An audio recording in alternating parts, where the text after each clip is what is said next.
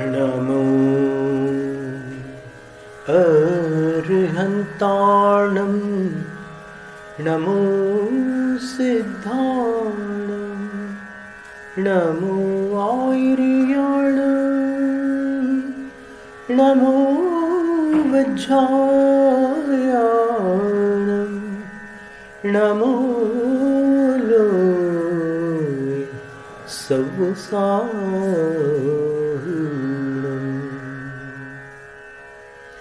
त्रिलोक त्रिकालवर्ती पंच परमेष्टि भगवंतों को नमस्कार। द्वादशांग श्रुत देवता स्वरूपा भगवती जिनवाणी सरस्वती माता को भावपूर्ण वंदन। दीक्षा शिक्षा गुरु आचार्य विद्यासागर महाराज को नमोस्तु। अमृत महोत्सव के केंद्र बिंदु आचार्य श्री कुंतु सागर महाराज श्री को विशेष नमोस्तु। भारत के सभी आचार्य उपाध्याय साधु परमेष्ठियों को नमोस्तु। साक्षात विराजमान मुनि श्री सुयश गुप्त महाराज श्री को नमोस्तु। सभी आर्यिका माता जी, गणनीय आर्यिका माता जियों को वंदामी। एलख शिल्लक शिल्लिका माता जियों को इच्छाकार प्रतीक्षाकार।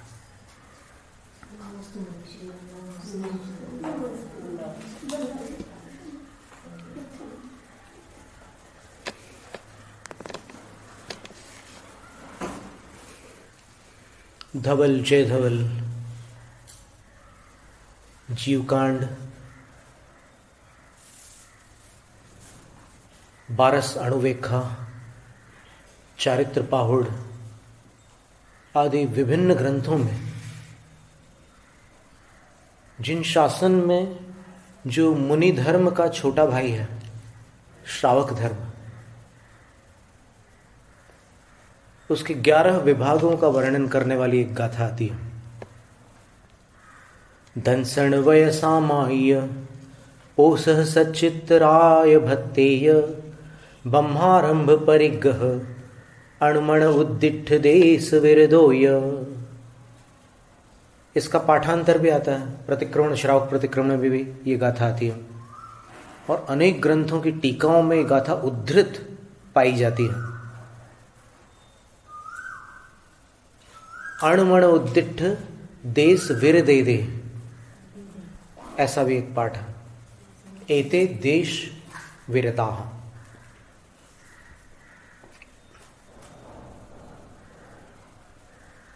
पूर्व सत्र में अपन ने समझा था कि विरत और संयत इन दोनों में क्या अंतर है। जिन्होंने व्रतों को अंगीकार किया वो विरत है, और व्रतों को अंगीकार करने के साथ साथ जिन्होंने समितियों का भी पालन प्रारंभ कर दिया वो संयत है। तो पूर्व सत्र में अपन ने उस पंक्ति को भी देखा था जहां पर आचार्य चामुंड राय ने चारित्रसार ग्रंथ में लिखा, अणुव्रति महाव्रति नौ। दोनों प्रकार के व्रती होते हैं, अणुव्रति और महाव्रति। ये दोनों समिति युक्तौ संयमिनौ भवतः। जब समितियों से युक्त होते हैं तब संयमी हो जाते हैं। समितिम विना विरतौ, और समिति से रहित होते हैं तो विरत होते हैं। तो इसी वक्त अपन ने श्रावक धर्म में उसकी चर्चा ऐसी की थी कि 10 प्रतिमाधारी जो श्रावक होते हैं वो घर पर रह सकते हैं। भले ही घर और बैंक अकाउंट और बाकी जितने भी 10 प्रकार के परिग्रह हैं शास्त्रों में, उनसे उनका नाम वो हटा लेते हैं। 9 प्रतिमा धारण करते हैं तो परिग्रहों से अपना नाम अलग कर लेते हैं। परिग्रह त्याग प्रतिमा होती है, लेकिन घर में रह सकते हैं क्योंकि घर उन्हीं का और उनके परिवार वाले उनको रहने दे रहे हैं, तो घर पे रह सकते हैं। बस इतना है कि वो सांसारिक कार्यों में कोई परामर्श नहीं देंगे। 10 प्रतिमाधारी कोई कंसल्टेंसी नहीं करेंगे, कोई सुझाव नहीं देंगे, कोई मार्गदर्शन नहीं देंगे। तो 10 प्रतिमा में ये विशेषता होती है कि सब कुछ छूट चुका है। धनोपार्जन 8वीं प्रतिमा में छोड़ दिया, धन का संग्रह जो था उसको 9वीं प्रतिमा में छोड़ दिया, और 10वीं प्रतिमा में उन्होंने अपने परिवार वालों को अपने अनुभवी जीवन के परामर्श देना भी छोड़ दिया। अब वो कोई सुझाव भी नहीं देते कि हाँ वहाँ प्लॉट खरीद लेना और उनसे बात कर लेना और ऐसा कर लेना वैसे कर लेना और इस तरीके से काम करोगे तो तुम्हारा जल्दी निपट जाएगा। कोई सांसारिक कार्यों में कोई सलाह नहीं देते, न आरंभ के विषय में, न परिग्रहों के विषय में, न ऐहिक कर्मों में।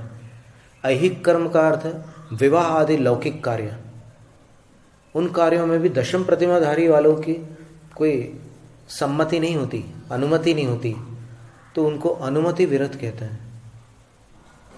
अब अनुमति विरत होने पर भी ईष्णा समिति की जहाँ तक बात आती है, तो ईष्णा समिति के जो नियम बताए हैं उसमें 16 उद्गम दोष होते हैं, 16 उत्पादन दोष होते हैं। उद्गम दोष श्रावकों के कारण होते हैं, उत्पादन दोष साधु के कारण होते हैं, और 10 अशन दोष होते हैं जो भोजन सामग्री है उससे संबंधित दोष होते हैं, अथवा सामग्री को पकड़ने वाले कैसे हैं, वो व्यसनी आदिक तो नहीं है, अथवा उनके हाथ स्वच्छ है या नहीं है, और साथ में कुछ पुता तो नहीं है, कुछ लीपा तो नहीं है। कभी कभी ऐसा होता है ना कि वहाँ आप आटा बना करके उसन करके आ रहे हैं, वो हाथ में पूरे आटा छपा हुआ है, तो उसको भी वहाँ पर वर्जित किया गया है 10 अशन दोषों में।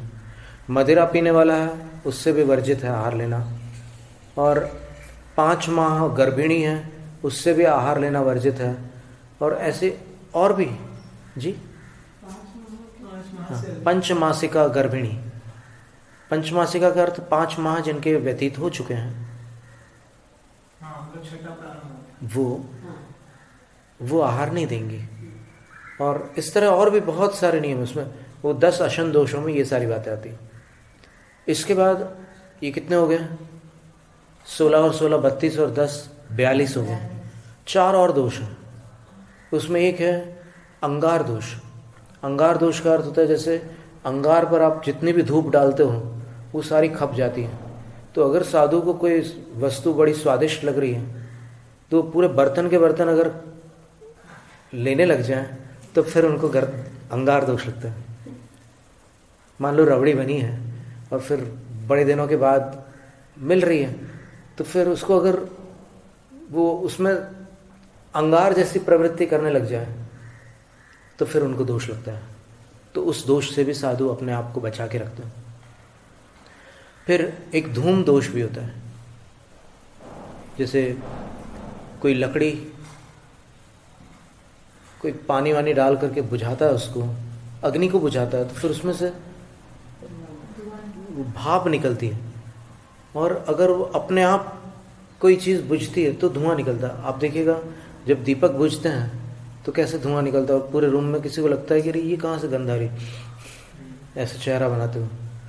तो ये धूम है, यानी आहार कर लिया आपने, जठराग्नि शांत हो गई, जठराग्नि बुझ गई, अब धुआं निकाल रहे हो आप, श्रावकों पर नाराज हो रहे, उल्टी सीधी बातें सुना रहे हो उनको, क्या तुम लोग दिखाते हो और देते नहीं हो, और ऐसे वैसे जो भी बातें हैं कुछ भी बोलते जा रहे हैं, डांट फाट कर रहे हैं। तो नहीं, ये अंगार दोष के बाद ये धूम नाम का दोष है। फिर एक दोष और होता है संयोजना। संयोजना दोष में क्या होता है कि दाल एकदम गरम गरम है और भात एकदम ठंडा हो गया, तो वो न गरम ले सकते हैं दाल डायरेक्ट और न भात ठंडा ले सकते, इतना ठंडा है, तो फिर दोनों को मिक्स करके लेते हैं। उद्देश्य उसके तापमान को बदलना है, तो तापमान को बदलने के उद्देश्य से जो दो वस्तुओं का मिश्रण किया जाता है, संयोग किया जाता है, वो संयोजना नाम का दोष है। फिर एक दोष और है अप्रमाण दोष। अप्रमाण दोष क्या है? बोले कि ठोस भोजन से आधा पेट भरो, तरल भोजन से 3/4 कर दो, उसमें से 1/4 और बढ़ा लो, और बाकी पेट खाली रखो। आहार के बाद अपन ऐसे पेट थोड़ा अंदर करके देखें, अगर अंदर ना हो तो समझना अप्रमाण दोष है। और इससे लाभ क्या है? तो बोले प्रमाद नहीं आता। प्रमाण पूर्वक आहार लेने पर प्रमाद नहीं आता। और आज इतनी शताब्दियों के बाद, इतने हजारों वर्ष कह सकते हैं अपन, क्योंकि कब वो वर्णन आ रहा है, कौन से ग्रंथ में आ रहा है? मूलाचार ग्रंथ में वर्णन है, 2000 साल लगभग हो गया। और आज वैज्ञानिकों ने ये बात स्वीकार कर ली कि ऐसा भोजन करने वाले बीमार नहीं पड़ते, कम से कम पेट की बीमारियों से बीमार नहीं होते। आप एक प्रयोग है कि यदि आपको भोजन संबंधी परेशानी हो रही है, डकारें आ रही है या फिर एसिडिटी हो रही है, तो आप भोजन को कम ज़्यादा करके देखो। हो सकता है आप कम ले रहे हो सकता है आप अधिक ले रहे हो। कम लेने वालों की जो बीमारियाँ, एनोरेक्सिया, बलमिया इसका नाम होता है मेडिकल में, कि उनको इच्छा ही नहीं होती ज़्यादा लेने की। और फिर ओवर ईटिंग को ग्लटनी बोलते हैं। उनको लगता ही नहीं कि, मतलब उनको लगता है कि कुछ खाली खाली है। खाते खाते खाते खाते आचार्य विद्यानंद महाराज ने एक किस्सा सुनाया था कि एक बार किसी विवाह में एक बहुत उच्च कोटि के हलवाई को बुलाया गया, और फिर उसको ऐसी सामग्री दी गई सेठ के द्वारा, उसने जीवन में पहली बार देखी थी कि इतनी उच्च कोटि की सामग्री मिल रही। वो जो चने थे, जो लड्डू उसको बनाने थे, चने अच्छी बड़ी साइज़ के काबुली चने, और फिर उसमें जो मिश्री थी वो भी A1 क्वालिटी की मिश्री थी। फिर उसमें और भी जितनी सामग्री होती, घी बिल्कुल वो गिरनारी गाय का टॉप क्वालिटी का घी था। एक से एक सामग्री, इलायची भी एकदम अच्छी श्रेष्ठ सबसे महंगी इलायची, एकदम हरे रंग की, और फिर ऐसे पैकेट खोलो तो खुशबू आने लग जाए इलायची की। तो ऐसी सामग्री से जब उसको लड्डू बनाने दिए गए, बेटी की शादी थी और वो लड्डू बनाता चला गया, लेकिन उसके मन में ये था कि इतने स्वादिष्ट लड्डू अंत में मेरे लिए बचेंगे कि नहीं। तो फिर वो बनाता था, थालियां भरती जाती थी, लेकिन वो अंदर भी थोड़ा सा डालते जाता था। और ऐसा करते करते बीच में ऐसी स्थिति आ गई कि उसको होश ही नहीं रहा वो कितना खा गया। तो फिर उसको बैठते नहीं बन रहा था। तो बाकी और भी रसोई लोग दूसरी चीज़ें बना रहे थे, तो उन्होंने सेठ को खबर दी कि इसको कुछ हो रहा है, आप कोई चिकित्सक का प्रबंध करिए, इसको कुछ परेशानी हो रही है। तो फिर देखा तो वो अंततः वो लेट गया। फिर वैद्य जी ने चिकित्सक को बुलाया कि भाई हमारे यहाँ पर इतना बड़ा कार्यक्रम है, कुछ अमंगल ना हो जाए। तो अच्छे चिकित्सक को बुलाया, एक अच्छे राज वैद्य को बुलाया, उसकी नाड़ी दिखलाई, नाड़ी देखी वैद्य ने, और वैद्य जी ने उसकी आंखों में देखकर हल्की सी मुस्कान दी एक तरफ से, ताकि दूसरी तरफ उनका चेहरा लोगों को सीरियस दिखे। और फिर उसने भी आंखों से समझ लिया कि वैद्य समझ गए, मेरी चोरी वैद्य जी ने पकड़ ली है। गुरु के सामने, वैद्य के सामने, माता पिता और शिक्षक के सामने कभी भी मायाचारी नहीं चलती। तो वैद्य जी सेठ जी से बोलते हैं कि सेठ जी कोई चिंता की बात नहीं है, मैं एक छोटी सी गोली दूंगा और वो इनको लेना होगा, थोड़ा सा पानी उसके साथ ये गोली लेंगे, सब ठीक हो जाएगा, बिल्कुल आप चिंता मत करिए। तो वो एकदम ऐसे ऐसे करने लगा। तो सेठ जी बोले कि क्यों, गोली खाने में तेरे को क्या तकलीफ हो रही है? आयुर्वेदिक खिला रहे हैं तेरे को, कोई ऐसी साइड इफेक्ट वाली गोली नहीं खिला रहे हैं। तो अंततः वो धीरे से वैद्य जी से बोलता है कि वैद्य जी क्या आप भी ज़बरदस्ती कर रहे हो? बोले अगर इतनी भी जगह बची होती तो मैं एक और खा लेता हूँ।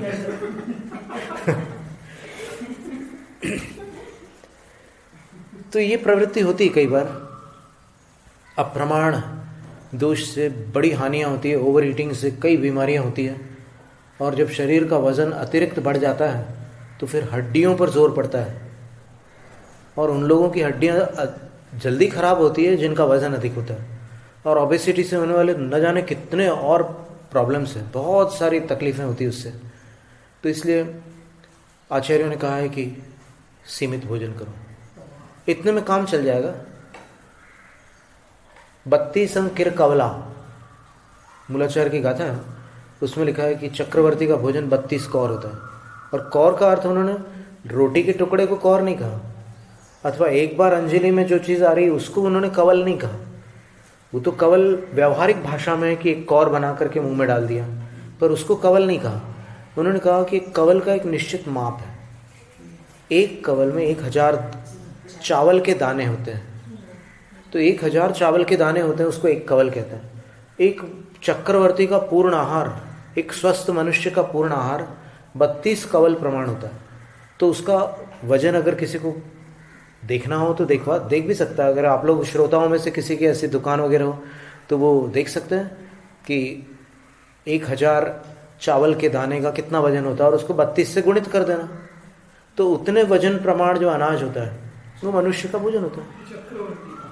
और चक्रवर्ती के लिए तो थोड़ा गरिष्ठ बनाते हैं, वो स्पेशल बनाते हैं, मतलब परिमाण इतना होता है, उसका अनुभाग जो है ना वो अलग होता है। ये हम बताना चाह रहे थे कि वो जो शक्ति होती है ना भोजन का, जो रस होता है, चक्रवर्ती वाले भोजन में तो बहुत, प्रद्युम्न ने खा लिया था श्री कृष्ण जी का लड्डू। वो सुदर्शन चक्रधारी श्री कृष्ण जी थे, नारायण उनके पिता थे, और कोई नहीं खा सकता था। वो लड्डू इतना गरिष्ठ था कि अगर उनकी पूरी सेना उसको अगर थोड़ा थोड़ा खा ले तो पचा ना पाए, और इनके अंदर ऐसी शक्तियां थी। तो ऐसे 46 दोष हैं। इन दोषों से रहित साधु का भोजन होता है, और वो ऐष्णा समिति संयत होने पर ही पाली जा सकती है। उसके पहले कुछ अंतराय कर सकते हैं, कुछ भोगोपभोग परिमाण कर सकते हैं, कुछ और नियम ले सकते हैं, ये सब संभव है। लेकिन ऐष्णा समिति जो है 46 दोषों से रहित भोजन, ये तो दीक्षा से पहले संभव नहीं है। कैसे संभव, आप विचार करें। अनुद्दिष्ट आहार होगा तब ऐष्णा समिति पलेगी, क्योंकि ऐष्णा समिति के 46 दोषों में पहला दोष उद्दिष्ट दोष है, और उद्दिष्ट दोष के 4 भेद हैं: उद्देश्य, समुद्देश, आदेश, समादेश। अब इनका निवारण कैसे संभव है गृहस्थ जीवन में अथवा दीक्षा के पहले? संभव नहीं है। इसलिए देश संयत 11वीं प्रतिमाधारी है, देश विरत 10 प्रतिमाधारी है। पूरे पहले से लेकर 10 प्रतिमाधारी जो है वो सब देश विरत है। पर ऐसा अर्थ मत लेना कि 11वीं प्रतिमाधारी देश विरत नहीं है। ध्यान दे रहे आप, देश विरत नहीं है ऐसा नहीं कह रहे हैं। देश विरत तो है ही, वो तो पहले जरूरी है देश विरत होना। फिर देश संयत समितियों का पालन करने लगे, इस कारण से हो गए। अब देखिएगा, इसमें पहली प्रतिमा में क्या होता है, बड़ा सुंदर वर्णन है शास्त्रों में। कई ग्रंथों में प्रतिमाओं का वर्णन है, कई ग्रंथों में मात्र 12 व्रतों का वर्णन है, जैसे तत्वार्थ सूत्र है, पुरुषार्थ सिद्धिपाय, पूज्यपाद श्रावकाचार्य, ऐसे कई ग्रंथों में मात्र 12 व्रतों का वर्णन है। उन्हीं 12 व्रतों का जो परिष्करण है, शुद्धिकरण है, वो 11 भागों में विभाजित 11 प्रतिमा है। अब इसमें कोई ऐसा समझ सकता है कि भाई कुछ आचार्यों के मत में 11 प्रतिमाओं का कोई अस्तित्व नहीं था, और कुछ आचार्यों के मत में 12 व्रत गौण थे, 11 प्रतिमाएं प्रधान थी। तो ये कल्पना है, अपनी अपनी कल्पना है।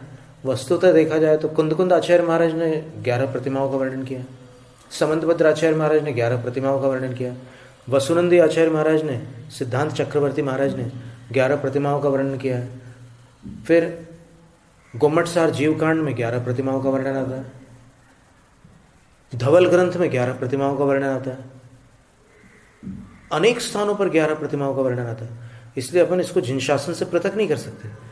11 प्रतिमाओं में पहली प्रतिमा क्या है, उसका नाम है दर्शन प्रतिमा।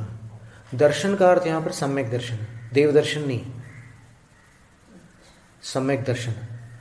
और सम्यक दर्शन में क्या करना होता है, तो बोले कि सम्यक दर्शन में देखो, औपशमिक और क्षायिक सम्यक दर्शन तो शुद्ध ही रहता है, उसमें कुछ नहीं करना पड़ता, वो हमेशा निरतिचार होता है। अब बचा क्षायोपशमिक सम्यक दर्शन, जो आज पंचम काल में कोई औपशमिक और क्षायिक सम्यक दर्शन तो मिलना नहीं, और औपशमिक अगर हो भी जाए किसी को तो कम से कम उसको असंख्यात वर्ष का मिथ्या दृष्टि होना जरूरी है। पल्ले के असंख्यातवे भाग प्रमाण काल जिस जीव का मिथ्यात्व में व्यतीत होता है वही औपशमिक सम्यक को प्राप्त कर सकता है, उद्वेलना काल जिसको कहते हैं, अन्यथा नहीं होता। तो खैर वो तो ठीक है, सैद्धांतिक बात है।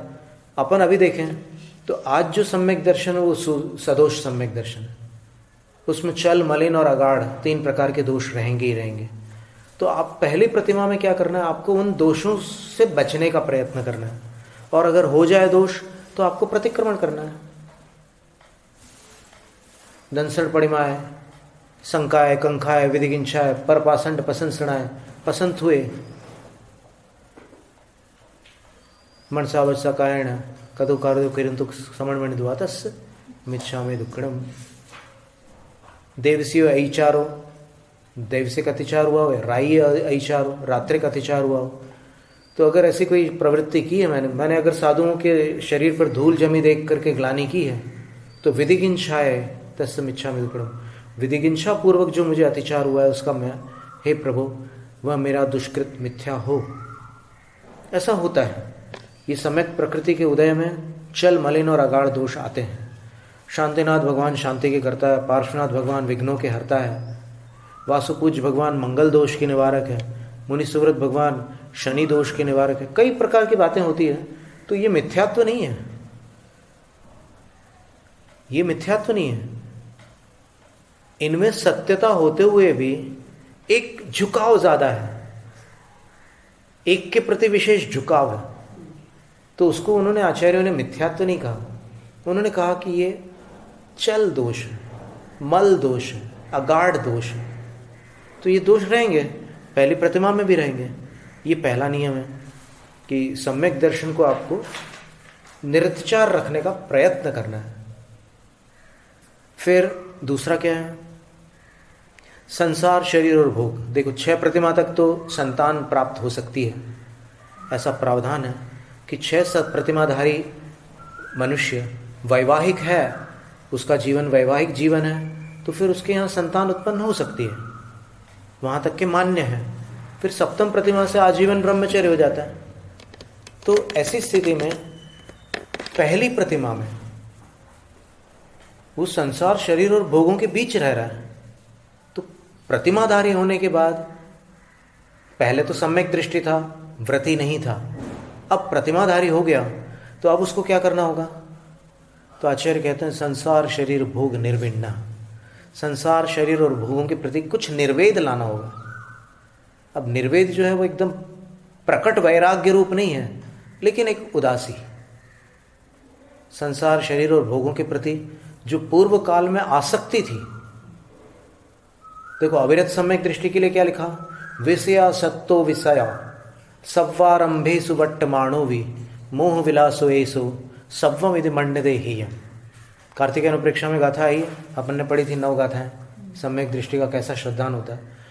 तो उस समय उन्होंने, व्रती नहीं था वो, उस समय उसने अणुव्रत धारण नहीं किए थे, प्रतिमा धारण नहीं की थी। तब क्या दशा थी? तो विषया सत्तो विषया सव्वारंभे सुवट्टमाणो भी, हमेशा विषयों में उस आसक्ति बनी रहती थी और सब प्रकार की आजीविका के उपक्रम करता था, आरंभ करता था, अस्सी मिशी कृषि आदि सारी चीजें करता था, अभी भी कर रहा है।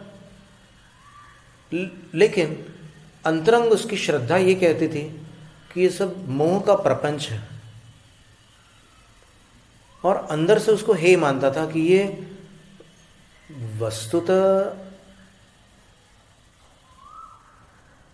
मेरे श्रद्धान की गरिमा के अनुकूल नहीं है कि मैं विषय कषायों में लिप्त रहूं। पर क्या करूं, चारित्र मोह का ऐसा उदय है कि मैं अणुव्रत को धारण करने में भी असमर्थ हूं, चूंकि अप्रत्याख्यानावरण उदय में है। तो अप्रत्याख्यान का अर्थ होता है ईशत प्रत्याख्यान। ईशत प्रत्याख्यान का अर्थ क्या होता है? देश विरत। तो उसमें भी मेरी शक्ति नहीं है, तो वो अंदर ही अंदर हे मानता था, त्याज्य मानता था, छोड़ता नहीं था। अब उसने क्या किया, पहली प्रतिमा में आकर के अब वो उदास रहने लगा उनसे, विषयों के प्रति उसकी आसक्ति चली गई, निर्विण्ण हो गया वो। और तीसरा नियम क्या है पहली प्रतिमा में? ये तो 2 नियम हो गए पहली प्रतिमा के। कौन से 2 नियम? एक तो सम्यक दर्शन को संभालना है, और दूसरा इनमें आसक्त नहीं हो, संसार शरीर भोगों में आसक्त नहीं होना। तीसरा ये था पंचगुरु चरण शरण। एक महत्व का प्रसंग है ये। बहुत से लोगों का ये प्रश्न रहता है कि ये जिन शासन की चर्चा आ रही है। अब जिन शासन की इतनी चर्चा करते हुए भी एक शब्द और सुनने में आता है, जिन शासन रक्षक देव, ये कौन है? तो यहां पर आचार्य कह रहे हैं पंचगुरु चरण शरण। आचार्य सामंतभद्र स्वामी ने रत्नखंड श्रावकाचार्य में लिखा है कि अब उसके ऊपर कोई भी विपत्ति आ जाए, ऐसा तो नहीं है कि प्रतिमाधारी पर विपत्ति नहीं आती है। वो कोई ऐसी धारणा बना भी ना ले कि भाई हम प्रतिमाधारी हो जाएंगे तो हमारे सारे संकट समाप्त हो जाएंगे। कैसे समाप्त हो जाएंगे? आपने पहले जो कर्ज लिया है उसको चुकाए बिना थोड़ी आप फ्री हो जाओगे। तो जो कर्म बांधे हैं उसका तो फल मुनियों तक को मिलता है, तो फिर प्रतिमा धारण करने पर कैसे छुटकारा हो जाएगा? तो आचार्य कहते हैं कि संकट आने पर पंच गुरु चरण शरण, पंच परमेष्ठियों के चरण की ही शरण में जाना। अब संकट आने पर देव देवताओं के पास, शासन देवता आदि के पास अपने संकट निवारण करने के लिए कोई उपक्रम नहीं करना। संकट आ गया आपके ऊपर, लेकिन उनसे मदद नहीं लेना। वो यदि स्वेच्छा से मदद करें तो बात अलग है, अथवा किसी और के निमित्त से वो किसी को मदद कर दे, वो बात अलग है, लेकिन स्वयं उनसे मदद नहीं लेना, ये बात कही है। आपदा कुलितोपि दर्शनिक तन्निवृत्त्यर्थम शासनादि देवतान शासन देवतादीन न भजते। आपदाओं से आकुलित होने पर भी उन आपत्तियों से निवृत्ति पाने के लिए पहली प्रतिमा को धारण करने वाला श्रावक शासन देवता आदि को नहीं भजता।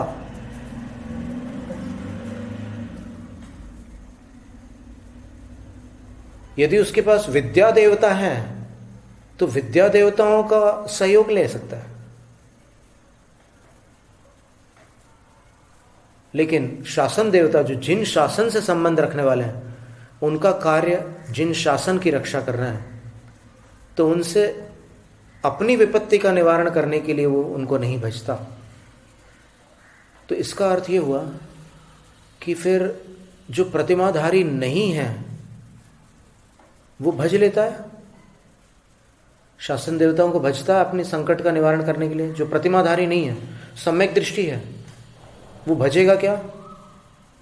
तो इसका उत्तर वहीं लिखा हुआ है श्रावकाचार संग्रह के दूसरे भाग में कि पाक्षिकस्तु भजतीत्यपि एक शब्द ग्रहणम। एक शब्द जो मूल श्लोक में आया है उसको क्यों ग्रहण किया? एक शब्द की क्या आवश्यकता है? परमेष्ठि पदैक धीहि, ये पद है। परमेष्ठियों के चरण में ही एक बुद्धि है जिसकी, ऐसा प्रतिमाधारी श्रावक होता है, पहली प्रतिमा से ही। तो ऐसी क्या बात है? तो बोले पाक्षिकस्तु भजतीत्यपि एक शब्द ग्रहणम। इसका अर्थ ये हुआ कि पाक्षिक का अर्थ होता है एक सम्यक दृष्टि जीव है, वो पक्षधर है चारित्र का, चारित्र को धारण नहीं कर पा रहा है। तो बोलचाल में कहते हैं कि श्रावक है, अपन बोलचाल में सभी को श्रावक बोल देते ना, तो वैसा कहने मात्र को श्रावक है, वास्तविक श्रावक तो प्रतिमाधारी है। तो वो भज भी लेता है, कभी संकट आने पर शासन देवताओं से मदद की पुकार कर लेता है। अब इसमें दोष नहीं लगता क्या सम्यक दृष्टि को? और सम्यक दृष्टि कैसे रागी देवताओं के पास जाएगा? तो वो रागी देवताओं के पास राग की आराधना करने के लिए, असंयम का सम्मान करने के लिए नहीं जा रहा है, अपने संकट निवारण के लिए जा रहा है। और संकट निवारण के लिए आप, अब कोरोना की महामारी में हम क्या आपको पूरी कहानी सुनाएं? सबको पता है कि कोई नहीं पूछता कि डॉक्टर शाकाहारी है कि क्या है। पूछता है क्या कोई? उसका इलाज ले लेते हो। और यहाँ शासन देवता से अगर मदद ले रहा है तो सम्यक दर्शन में कौन सा नुकसान हो गया? और वो शासन देवताओं को कोई देवशास्त्र गुरु जैसा आराध्य मानकर थोड़ी पूज रहा है, उनकी आराधना इसलिए थोड़ी कर रहा है। वो एक परिस्थिति ऐसी आई, जैसे आचार्य विद्यासागर महाराज जी कहते हैं, जैसे एसपी को आपने सम्मान दे दिया, क्योंकि वो एक प्रबंधन की व्यवस्था होती है। वहां पंच कल्याणक उत्सव है, एसपी को स्टेज पर बुला करके सम्मानित कर दिया, तो उससे क्या होता है? वहां पर अनुशासन बना रहता है। इसी प्रकार अगर बड़े बड़े विधानों में और प्रतिष्ठा महोत्सव में देवताओं को आमंत्रित करते हैं, तो उन देवताओं को आमंत्रित करने पर जो उपद्रवी देव हैं वो देखते हैं कि भाई यहाँ तो बड़े बड़े लोग हैं, अपन यहाँ से दूर रहो भाई, तो वो अपने आप उपद्रव नहीं करते, शांत रहते हैं। ऐसी कई घटनाएं होती है। तो अविरत सम्यक दृष्टि संकट निवारण के लिए कदाचित इनको भज लेता है, लेकिन प्रतिमाधारी संकट निवारण के लिए नहीं भजता। एक बात। फिर अंतिम नियम क्या बताया उन्होंने? पहली प्रतिमा में अंतिम नियम क्या है? तत्व पथ गृह्य है। तत्व तो 7 है, लेकिन तत्व पथ 2 है, क्योंकि प्रवचन सार के अंत में एक संसार तत्व कहा है और एक मोक्ष तत्व है। ये 2 ऐसे तत्व हैं जिनके पथ है, मार्ग है। बाकी तत्व, अजीव तत्व का क्या मार्ग है बताओ आप? जीव तत्व का क्या मार्ग है? तो सब तत्वों के पथ नहीं होते, लेकिन तत्व पथ, संसार पथ और मोक्ष पथ। तो तत्व पथ गृह्य लिखा है पहली प्रतिमाधारी को, अर्थात वो मोक्ष मार्ग को ग्रहण करने वाला होता है, मोक्ष मार्गी होता है। तत्वार्थ वार्तिक में पहले सूत्र की टीका में जो तीसरा वार्तिक है, वहां पर उन्होंने लिखा है कि जगन्य मोक्ष मार्गी होता है।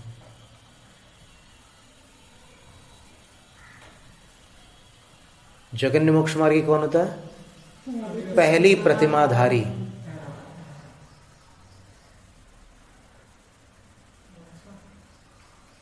संयमाचरण की अपेक्षा से ये बात चल रही है, यानी व्रतियों की अपेक्षा से चर्चा हो रही है।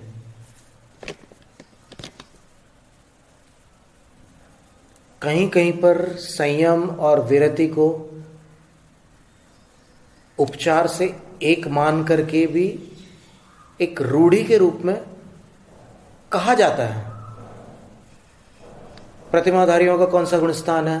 तो बोले संयमा संयम, वो कहा जाता है। लेकिन जब अपन सूक्ष्म विभाग करते हैं, विवेचन करते हैं, तब फिर वो समिति और फिर व्रत विरति इनका भेद आ जाता है।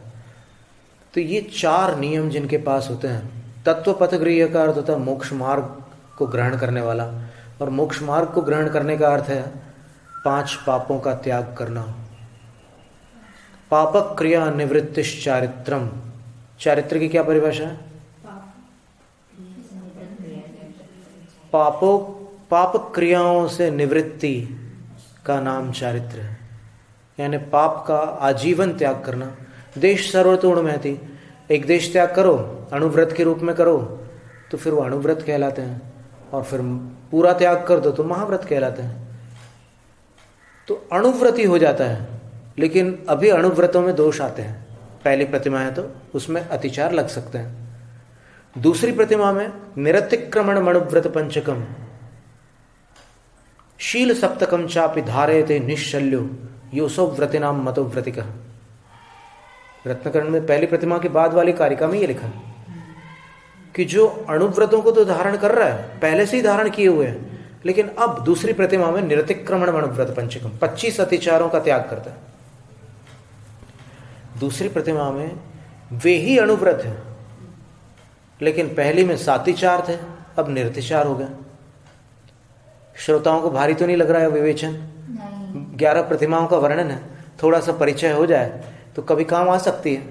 क्या पता कब कैसे दिन आ जाए जीवन में, काम आ सकती है। तो 12 व्रत धारण कर लिए। कौन से 12 व्रत?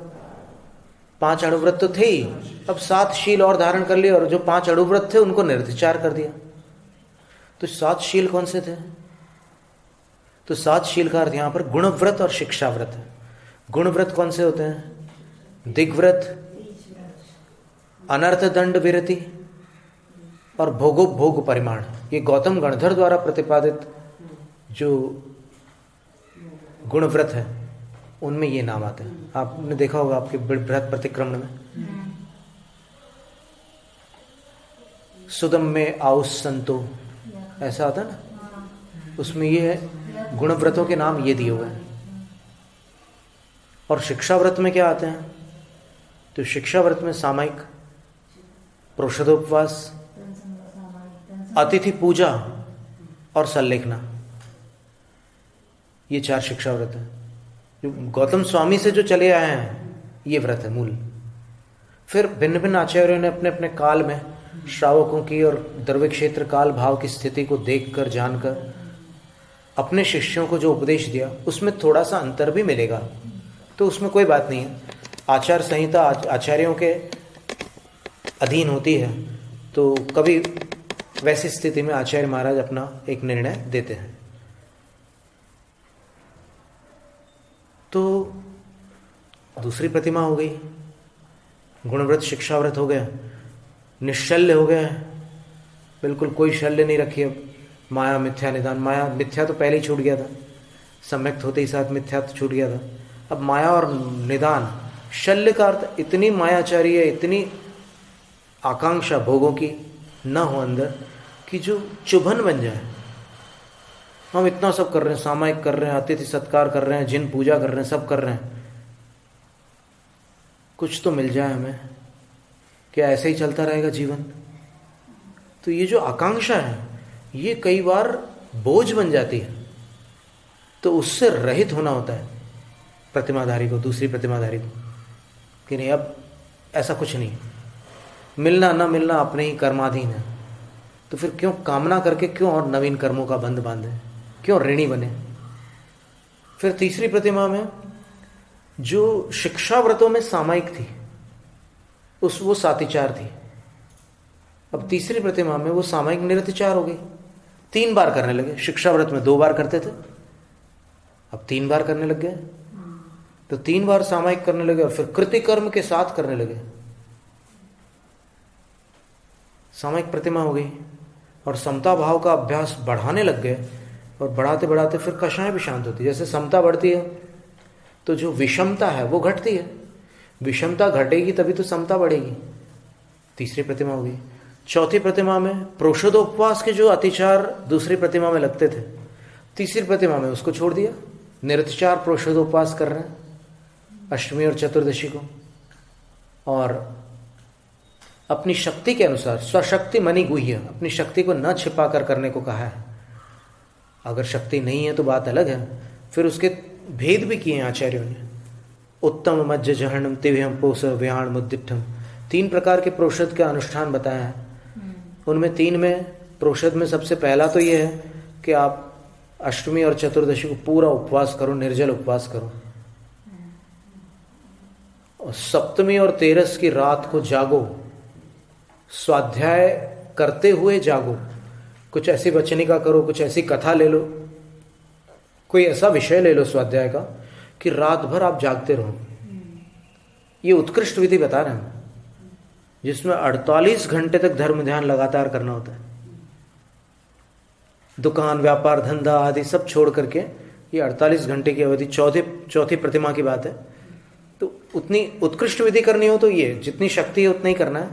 तो उत्कृष्ट विधि की ऐसी है कि अपन सप्तमी को दोपहर में आहार का त्याग कर दिया, 1 बार भोजन लिया, और उसके बाद शाम के बेला का त्याग किया, कल की 2 बेलाओं का त्याग किया, और परसों की जो बेले आएगी, चौथी बेला कहलाएगी यहाँ से, उसमें आहार लेना, पर गुरु को दे करके, ये विधि है।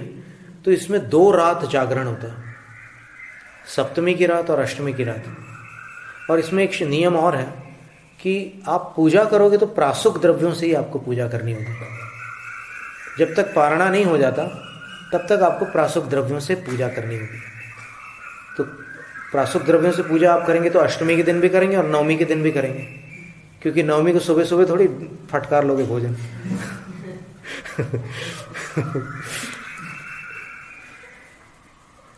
नवमी के दिन आप भगवान की पूजा कर लो, गुरु को आहार दे दो, फिर बाद में भोजन। अब इसलिए क्या है कि अपना एक श्रावकों का विवेक है कि नवमी के दिन कम से कम साधुओं को आहार दान थोड़ा जल्दी दे दे, तो उनको अपने पारणा में थोड़ा सा राहत मिल जाए। ये सारी बातें ठीक है, काल की स्थिति है। तो ये चौथी प्रतिमा हो गई, निर्विचार रखना है। और अतिचार कौन से हैं प्रतिमा के? बिना देखे शोधे मलमूत्र का विसर्जन करना, बिना देखे शोधे चटाई आदि का बिछाना। उपवास में शिथिलता आ जाती है ना, तो कई बार एकदम अपन थोड़ी सुस्ती हो जाती है, प्रमाद हो जाता है, देख शोध करके काम नहीं कर पाते, तो उसको अतिचार का, वो उसमें चौथी प्रतिमा में आपको उसको टालना है। और बिना देखे शोधे अरहंत भगवान के और आचार्य परमेश्वरियों की पूजा के जो उपकरण हैं, और उपकरणों के नाम जो लिखे हैं उसमें अर्हदाचार्य पूजोपकरणस्य गंध माल्य धूपादेहे अप्रत्यवेक्षता प्रमार्जित आदानम। उपकरणों को, पूजा की जो सामग्री उसको शोधे बिना अगर आप पूजा में प्रयोग में लाते हैं तो फिर वो अतिचार कहलाता है, और वो चौथी प्रतिमा में नहीं चलता। दूसरी प्रतिमा में ही बता दिया है कि अतिचार है, तुम सावधानी रखना। तो अब यहाँ पर ध्यान रखना होता है कि ये जो उपकरण है, क्या क्या उपकरण उनने नाम दिए, उनने कौन से द्रव्य? गंध, माल्य यानी पुष्पमाला, और धूपादि आदि में फिर सारे द्रव्य ले लो, तो उनको शोध करके आपको वो करना है। तो इस तरह ये एक चौथी प्रतिमा का स्वरूप। पांचवी प्रतिमा में क्या है कि आपको जो भी आप भोजन कर रहे हैं उस भोजन को जीवित अवस्था में नहीं लेना है, अर्थात उस भोजन को सचित्त अवस्था में ग्रहण नहीं करना है। सचित्त अवस्था का अर्थ होता है कि कोई वनस्पति है, कई बार इमली के पत्ते खट्टे खट्टे होते हैं, और कोई इमली के पेड़ के ऐसे नीचे से निकला और ऐसे पत्तियां तोड़ करके मुंह में डाल लेते हैं। कई बच्चे करते हैं ऐसा, प्राय होता है ऐसा। तो वो अभी टूटने की, गिरने की स्थिति में नहीं था, वो अभी उस वनस्पति से जुड़ा हुआ था, उसके आत्म प्रदेश उस पत्ते के अंदर व्याप्त थे, और आपने ऐसे तोड़ करके उसको मुंह में डाल दिया। भले जीव घात नहीं हुआ, क्योंकि वो प्रत्येक वनस्पति है और इस पत्ती में रेशे बने हुए हैं, इसलिए पत्ती का कोई अलग स्वामी नहीं है। वो वृक्ष का जो स्वामी जीव है उसी के प्रदेश इसमें पत्ती में थे, तो उसको तोड़ने पर जीव का घात तो नहीं हुआ, लेकिन सचित्त अवस्था में आपने उसका सेवन किया, क्योंकि उसमें उसके प्रदेश अभी भी हैं, उस पत्ती में अभी भी उस वनस्पति के आत्म प्रदेश हैं, तो उनका सेवन करने का त्याग करना होता है। कौन सी प्रतिमा में? पांचवी प्रतिमा में। तो उसके लिए उन्होंने बताया सुक्कम पक्कम तत्तम अम्बिल डबणी हिमिस्यम दव्वम जंतेण यजम छम छिन्नम तम सव्वम फासुयम बणियम। सब कुछ प्रासुक ही लेना होता है जीवन भर, उसके बाद आप अप्रासुक नहीं ले सकते। चौथी तक ले सकते थे, कभी कैसी परिस्थिति आ जाती थी, तो अब पांचवी से नहीं लेना है। अब जब पांचवी से सचित्त का त्याग हो गया तो फिर साधु आदिक का तो फिर कहना ही क्या, वो कैसे ले सकते हैं, कोई सचित्त वस्तु तो नहीं नहीं। अब कई बार लोग पूछते हैं कि भाई धनिया पत्ती वगैरह जब डालते हैं ऐसे दाल वगैरह में या फिर किसी चीज़ में, तो फिर वो सचित्त नहीं हो जाता क्या? चौके में डाल करके देते तो हैं साधु को, और साधु भी ले लेते हैं। तो उसका समाधान ये है कि वेदना समुद्घात का काल सिद्धांत की अपेक्षा अंतर्मूर्त है, और जब वनस्पति से कोई अवयव, उसकी पत्ती, फल, फूल कुछ भी अलग किया जाता है अकाल में, यानी अभी उसको पृथक होने का समय नहीं आया, लेकिन आपने अलग कर लिया, तो अलग करने के बाद अंतर्मुहूर्त तक उस मूल वनस्पति के जो आत्म प्रदेश है वो इससे जुड़े रहते हैं, और वो वेदना समुद्घात उसका चलता रहता है। उसके बाद फिर वो सिमट करके उधर चले जाते हैं। तो वो धनिया पत्ती कितनी देर पहले तोड़ी गई है खेत से, कितने घंटों पुरानी है। तो ये उसका समाधान है कि उसके प्रदेश लौट चुके हैं वहां, इसलिए वो सचित अवस्था में नहीं है। फिर भी शोधन करके देना श्रावक का कर्तव्य होता है। तो एक कालावधि के पश्चात वो सजीव वनस्पति भी जिसमें उसके आत्म प्रदेश है वो निर्जीव हो जाती है। भले हरी भरी है लेकिन वो जीवित नहीं है, ये बात समझने की। तो सचित्त त्याग प्रतिमा में ये 5 प्रकार के प्रासुक होते हैं जिनको ग्रहण किया जाता है। सूखा हुआ पदार्थ है तो सूखी हुई वस्तु को प्रासुक कहते हैं। पकी हुई कोई वस्तु है जो अग्नि पर पकाई गई है, 2 प्रकार के पक्व बताएं श्रावकाचार संग्रह में कि अग्नि पक्व और काल पक्व। जो फल, आम का फल पेड़ पर पक गया तो आप उसके डंठल को देखना, क्या होता है कि उसके अंदर की चीज देखकर मुंह में डालने की सबसे पहले इच्छा होती है। डंठल तो कई बार बाजार में आने वाले आम में मिलता भी नहीं, पर कभी किसी पेड़ पर आम का फल लगा हुआ और पका हुआ तो उसके डंठल को देखना आप कैसा होता है। वो मुरझाया हुआ होता है डंठल, और मुरझाया हुआ डंठल इस बात का प्रतीक है कि अब उस वृक्ष के साथ इसका नाता टूट चुका है। भले ही वो लटका है उसमें, क्योंकि वो तंतुओं का भी एक संबंध होता है ना, पुद्गल का भी अपना काम होता है। तो वो जो आम है उसके आत्म प्रदेश लौट चुके हैं पेड़ में, वो निर्जीव है। उसके आश्रित जीव अलग हो सकते हैं लेकिन अपने आप में वो आम अभी वनस्पति काय है, वनस्पति कायिक नहीं है। तो उस आम को 5वीं प्रतिमाधारी ले सकता है। पक्कम प्रासुक के एक भेद में आ गया। तत्तम, और तीसरा भेद है तप्त, तपा हुआ। जो भुट्टा होता है, मकई होती है, उसको क्या करते हैं? उसको सुखाता है क्या कोई? उसको कोई उसकी सब्जी बनाता है क्या? उसको अग्नि पर सेका जाता है, उसको तप्त बोलते हैं। तो तपी हुई वस्तु को भी प्रासुक बताया गया है। सुक्कम पक्कम तत्तम, और अम्बिल लवणी ही मिस्यम दवम, मिर्च मसाले और फिर खटाई वगैरह से मिश्रित कोई पदार्थ है वह भी प्रासुक होता है। और अंतिम जो 5वां प्रासुक है वो क्या है?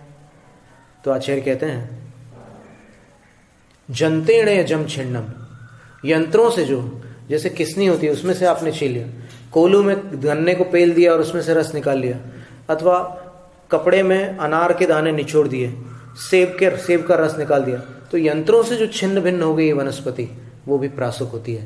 तो इस तरह 5 प्रतिमाओं का वर्णन आज अपन ने सुना है। इसके बाद आगामी सत्र में और आगे देखेंगे। जैनम जयतु शासन।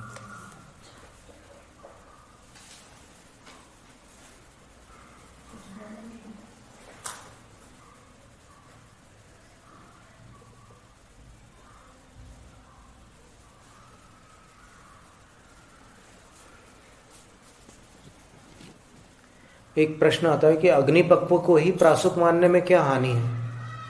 तो उसका उत्तर यह है कि अग्निपक्व को प्रासुक मानने पर जो प्रासुक द्रव्यों से पूजा करने को लिखा है, तो 8 द्रव्यों को अग्नि पर पकाना पड़ेगा, तब वो प्रासुक होंगे, और ऐसा संभव ही नहीं है। ओम नमः।